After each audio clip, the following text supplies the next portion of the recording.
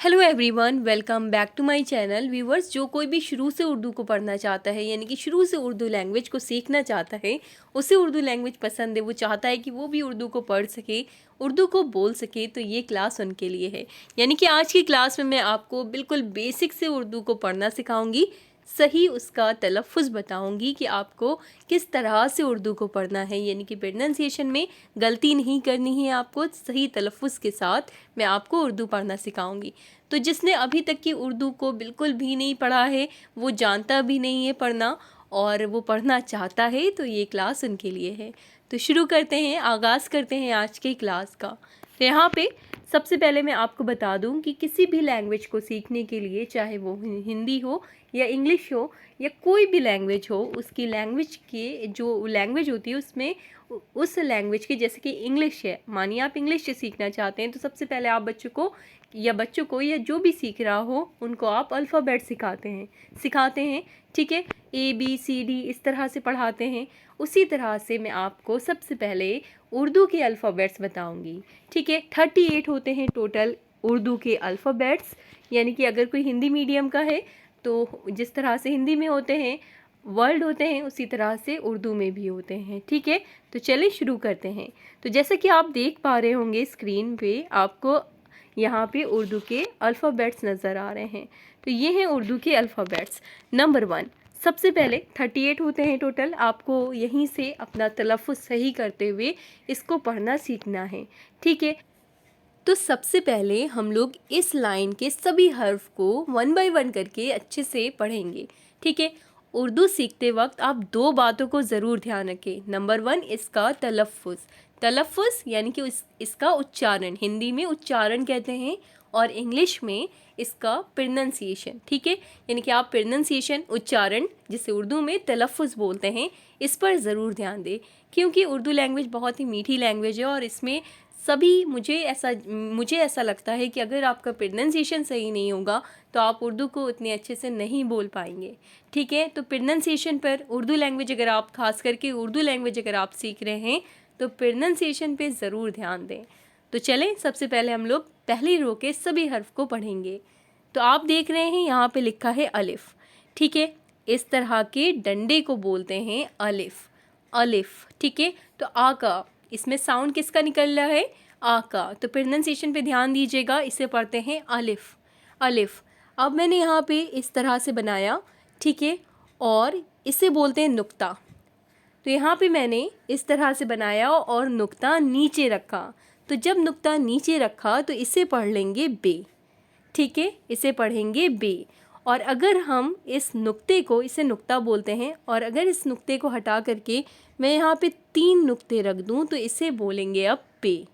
ठीक है, इसे बोलेंगे पे। तो इसे पढ़ेंगे अलिफ, इसे पढ़ेंगे बे और इसे पढ़ेंगे पे। ठीक है, अलिफ बे पे। ठीक है, फिर मैं नीचे से नुक्ता हटा दूँ और मैं 2 ऊपर नुक्ते रख दूँ तो ये बन जाएगा ते। तो इसे पढ़ेंगे ते। तो सिर्फ नुक्ते का खेल है। ठीक है, नुक्ते का खेल है, इससे आप ज़रूर ध्यान दें। तो ये है बे, ये है पे और ये है ते। मैंने हिंदी में इसीलिए लिखा है ताकि अगर आपको हिंदी लैंग्वेज आती है तो आप बासानी उर्दू को सीख पाएँ। ठीक है, अब मैंने ये बनाया फिर से और इसमें मैंने इस तरह से बनाया। ठीक है, तो इसे पढ़ते हैं टे, इसे पढ़ते हैं टे। ठीक है, टे। फिर मैंने यहाँ पे ये हटा दिया और यहाँ पे 3 नुक्ते रख दिए। ठीक है, 3 नुक्ते रख दिए ऊपर। अब मैंने 3 नुक्ते नीचे नहीं रखे हैं बल्कि 3 नुक्ते ऊपर रख दिए हैं। अगर 3 नुक्ते ऊपर होते हैं तो उसे पढ़ते हैं से, और नुक्ते अगर नीचे हो जाएं तो उसे पढ़ देंगे पे। तो बस नुक्तों का खेल है। इसे पढ़ेंगे बे, इसे पढ़ेंगे पे, इसे पढ़ेंगे ते, इसे पढ़ेंगे टे और इसे पढ़ेंगे से।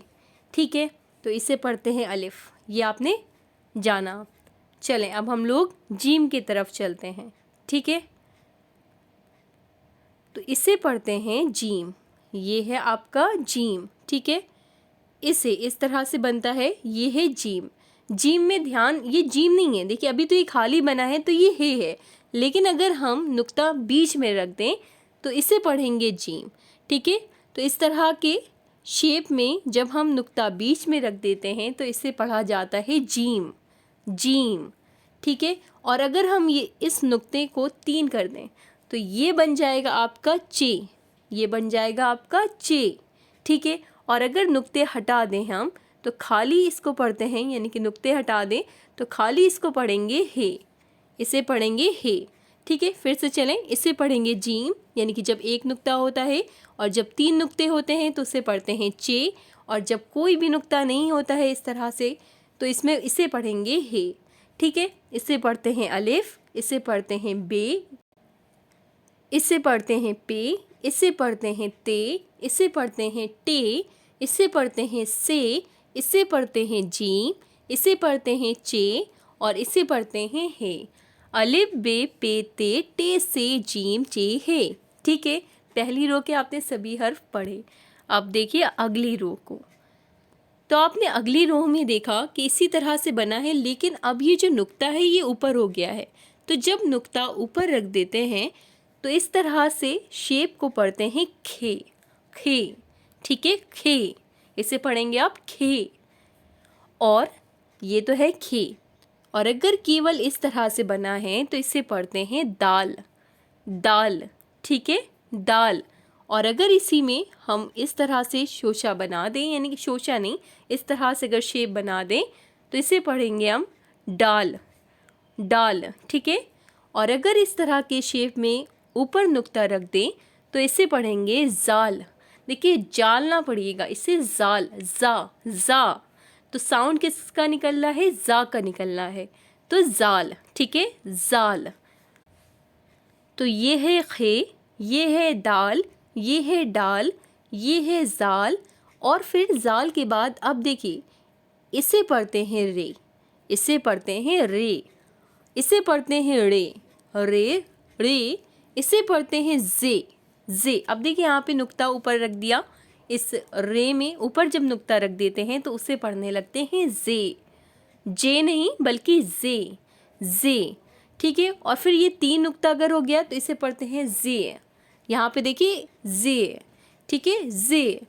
उसके बाद इस तरह से अगर आप बनाते हैं, इस तरह से शोशा बनाएंगे इस तरह से, और फिर इस तरह से बनाएंगे तो इसे पढ़ते हैं सीन, सीन, इसे पढ़ते हैं सीन। और जब इसमें 3 नुक्ते ऊपर रख दें तो इसे पढ़ते हैं शीन, शीन।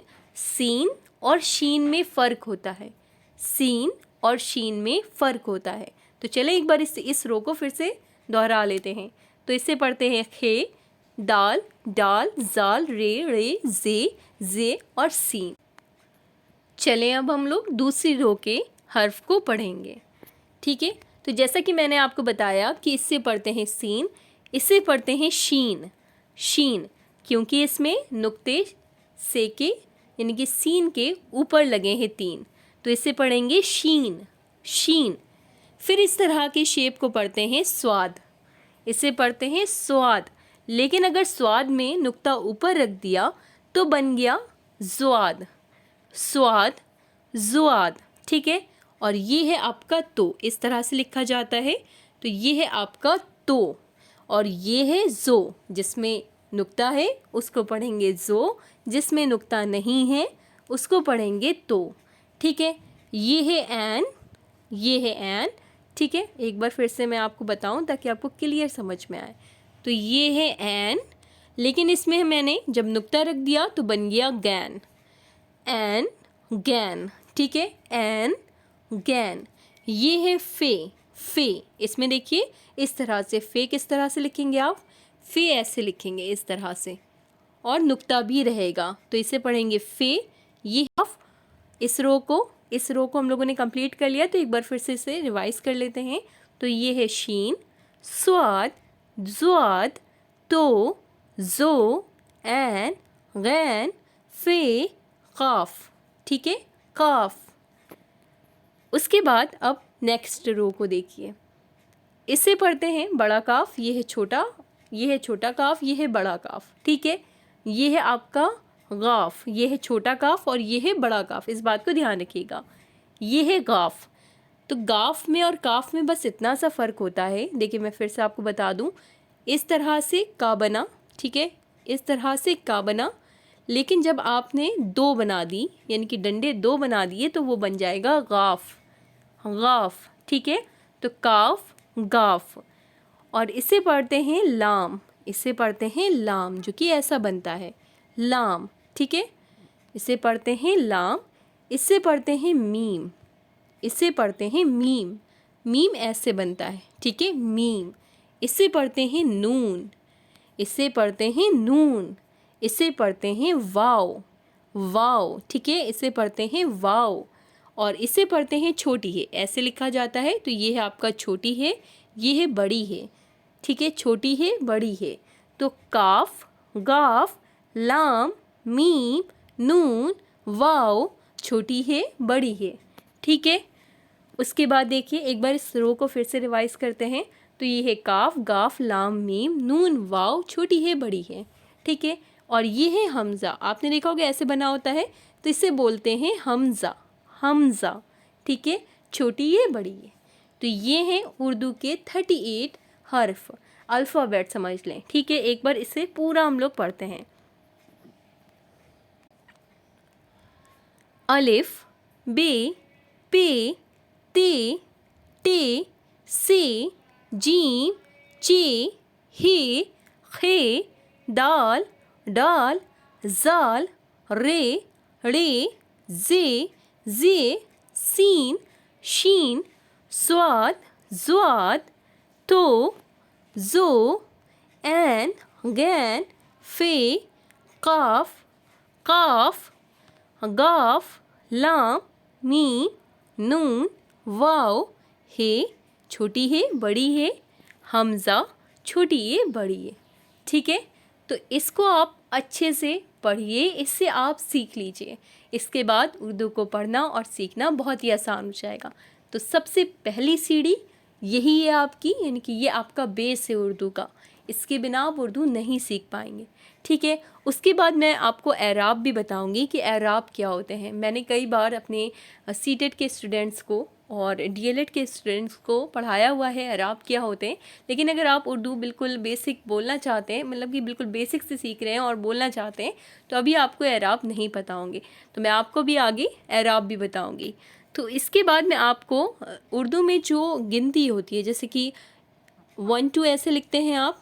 ठीक है, 1 2 आपने पढ़ा है 1 2 3, तो उर्दू में इस तरह से नहीं लिखा जाता है 2 3 4 5 को। तो उर्दू में किस तरह से लिखा जाता है, सबसे पहले उसे जानें। तो देखिए उर्दू में एक तो ऐसे ही लिखते हैं। ठीक है, दो हम लोग इस तरह से नहीं लिखते हैं बल्कि इस तरह से लिखते हैं, दो। ठीक है, तीन हम लोग इस तरह से नहीं लिखते हैं बल्कि इस तरह से लिखते हैं, तीन। चार ऐसे लिखते हैं। ठीक है, चार देखिए कैसे लिखते हैं। वैसे तो आप ऐसे लिखते होंगे, लेकिन उर्दू में चार ऐसे लिखा जाता है, चार। ठीक है, पाँच कैसे लिखा जाता है, पाँच ऐसे तो आप जानते होंगे पाँच ऐसे लिखा जाता है, लेकिन उर्दू में पाँच ऐसे लिखा जाता है। ठीक है, यहाँ पे लिखा हुआ है, सही से आपको दिखेगा। तो ये है पाँच। और छः लिखा जाता है उर्दू में ऐसे।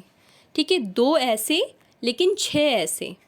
ठीक है, तो दो और छः इसका अपोजिट ही समझिए, दो का अपोजिट छः, तो छः ऐसे लिखा जाता है। ठीक है, उसके बाद देखिए सात आठ, सात और आठ में ज़्यादा फ़र्क नहीं है, ज़्यादा फ़र्क नहीं है।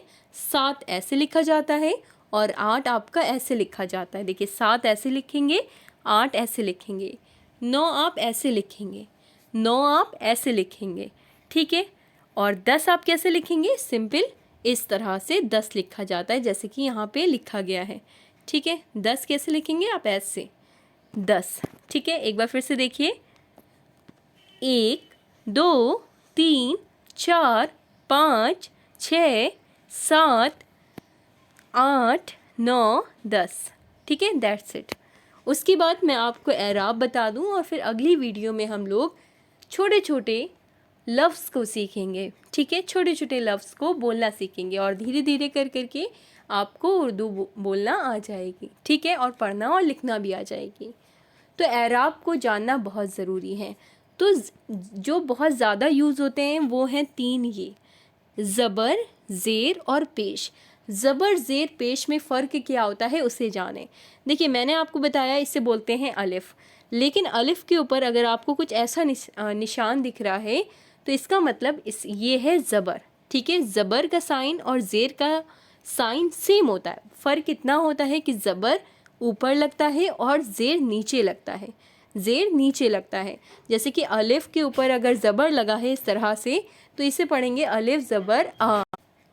और अलिफ के अगर नीचे लगा है ज़ेर तो इसे पढ़ेंगे अलिफ ज़ेर ए। ठीक है, अलिफ ज़ेर ए, अलिफ ज़बर आ, अलिफ ज़ेर ए। और अगर अलिफ पे आपकी पेश लगा है तो पेश का साइन कैसा होता है? पेश ऐसे लगता है छोटा सा, जैसे कि अलिफ पेश ओ, तो अलिफ पेश ओ। ठीक है, अलिफ ज़बर आ, अलिफ ज़ेर ए, अलिफ पेश ओ। बस ध्यान ये रखना है कि ज़बर हमेशा ऊपर लगता है, ज़ेर हमेशा नीचे लगता है और पेश अलिफ के ऊपर लगेगा और इसका जो साइन होगा वो इस तरह से होगा जैसे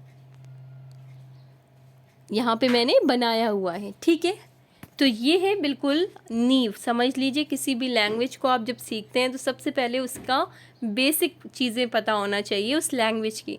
तो उर्दू की ये बेसिक चीज़ें हैं, तो इसको आप आज जाके नोट डाउन कर लें। अगर आप उर्दू लैंग्वेज सीख रहे हैं तो सबसे पहले इसे नोट डाउन कर लें, इसे याद कर लें और समझें इसको जो मैं आपको बता रही हूँ। तो नेक्स्ट क्लास में, आज के क्लास में बस इतना ही रखते हैं, नहीं तो आप ज़्यादा कंफ्यूज हो जाएंगे। तो आज की क्लास में बस इतना ही। आई होप आपको इससे हेल्प मिलेगी उर्दू लैंग्वेज को सीखने में। वीडियो अच्छी लगे, आपके लिए हेल्पफुल हो तो लाइक करें, शेयर करें, सब्सक्राइब करें। Thanks for watching.